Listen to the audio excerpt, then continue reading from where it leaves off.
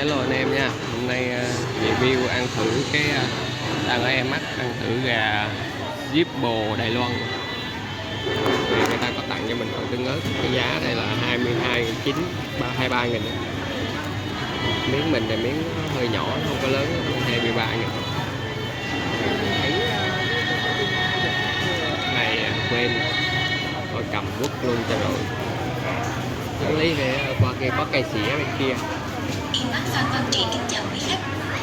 Khởi động năm 2026 Lỡ quay mang đến đặc ưu đãi sâu áp dụng đến hết ngày 11 tháng 1. Rất nhiều sản phẩm thiết yếu với ưu đãi sâu giúp quý khách tiết kiệm hơn để khởi đầu năm mới thật trọn vẹn. Nhiều sản phẩm mới như cái này người ta còn kêu Tết anh em. Thùng bia Tiger 330ml giá chỉ 345.000 đồng. Phiên liền cá hồi còn giá cao giảm còn 59.800 đồng. Xin thông báo mời nhân viên đồ chơi liên hệ với dịch vụ khách hàng.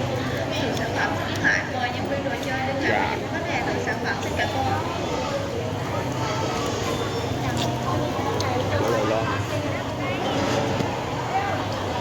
Chỉ 259.000 đồng. Đồng loạt giảm giá từ 50% các sản phẩm. Nước mắm đạm cơm 520ml giảm giá 50% chỉ 49.900 đồng.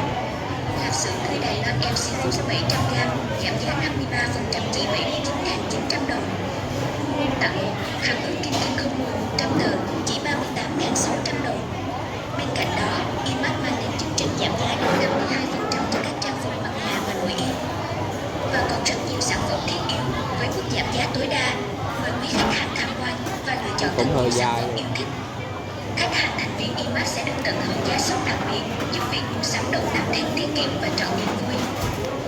Cái gai này do bột thôi nha, cái gà vẫn mềm. Imac kính chúc quý khách mua sắm vui vẻ.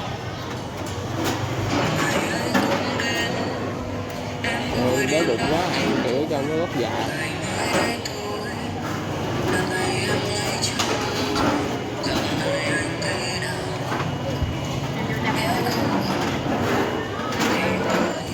Ủa miếng nước.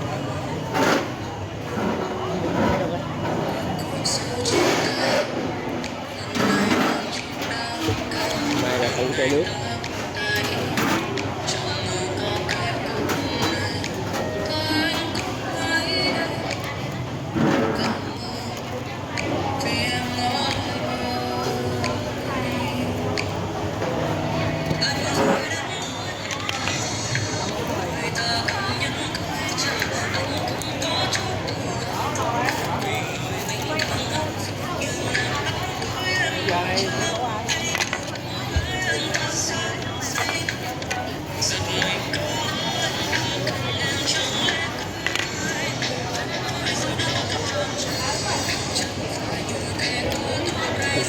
Không bị đường là mình thấy ăn